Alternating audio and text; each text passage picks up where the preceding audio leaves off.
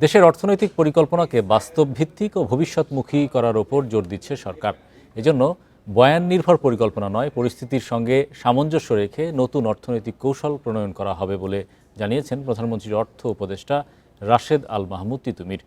বুধবার পরিকল্পনা মন্ত্রণালয়ে পরামর্শক কমিটির প্রথম সভা শেষে তিনি এসব কথা জানান।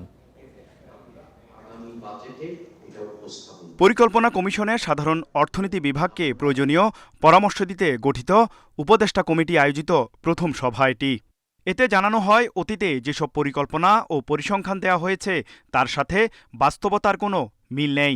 তাই সেগুলো মূল্যায়নের পাশাপাশি বাস্তবায়নযোগ্য পরিকল্পনা নিতে চায় সরকার।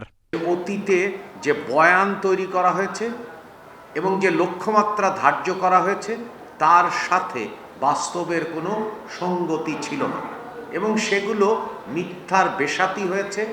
অর্থ উপদেষ্টা আরও বলেন, অর্থনৈতিক কৌশলের পাশাপাশি বাস্তবায়ন ও জবাবদিহিতা নিশ্চিত করার উদ্যোগ নেওয়া হচ্ছে।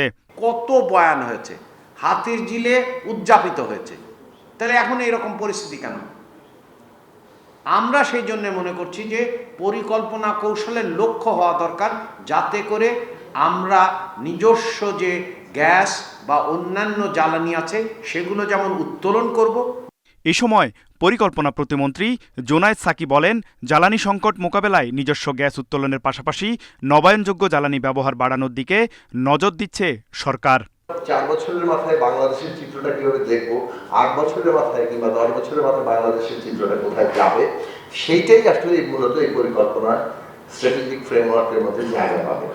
প্রতিমন্ত্রী জানান, আগামী 10 বছরের জন্য এটি কৌশলগত রূপরেখা প্রণয়ন করা হচ্ছে। তৌহিদ রানা, ইন্ডিপেন্ডেন্ট নিউজ, ঢাকা।